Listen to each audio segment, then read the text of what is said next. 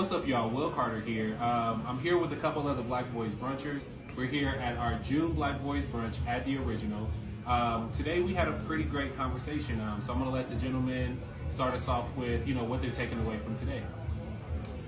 Most definitely. So today is actually my first Black Boys Brunch. I had a great time, being able to talk to some good older Black role models. Of course, I have some around me, but to get new perspective is definitely a blessing. And we had a couple questions to answer today, and one of them is, what do we feel like we need to talk more about in the Black community? And my personal answer was talking about moving on from certain ideations that we feel like we have to stay stuck to. Like we have to stay stuck to this neighborhood or this name or whatever it is. So to be able to deviate from anything that you feel is holding you back from who you truly are, and to be able to move forward and set yourself up in a better position was my answer. So yeah. That was great. Yeah, I had a great experience today. I actually met Webster in San Diego when he was on vacation, and he's such a ball of energy. And he told me about his Black Boys Brunch. He said, you gotta come check it out. So I was finally able to come check it out. I had a great time. You guys do such an amazing thing here.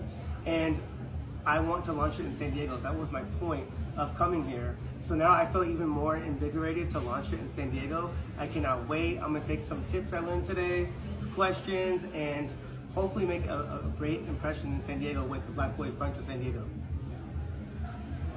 I have to agree. I mean, today was a beautiful moment of acknowledging some of the barriers that we run into as Black men in community, and recognizing what we don't talk about is often not having community. And then when we get there, how do we let down the barriers that stand in front of us being vulnerable and finding safety?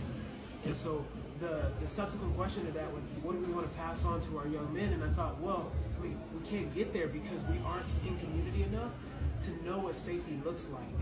So that way we can learn to teach them anything about what it looks like to then grow as men.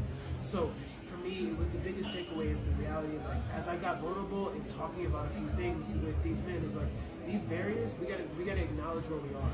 We gotta recognize that those barriers are stopping us from being able to just be ourselves, however that is. And then once we get there, suddenly now we have this openness and this opportunity to develop something that we can pass on to our young men so that they don't feel stuck in these things that our young boy Jaden here is talking about. They don't have to be stuck in a name, a family, a gang, or a neighborhood. They can decide on how they want to build a pathway, but they have to know who they are. But have to know who they are by feeling safe. And so we have to start to model that, and that's part of what I think I'm going to learn at least a little bit more about today. All right, y'all, look, if you haven't been to a brunch yet, you're truly missing out. Our anniversary brunch is next month. We are stoked about what that's going to bring. So when you see that invite go out on our Instagram, go ahead and RSVP, and we'll see you next month in July. Until next time, peace.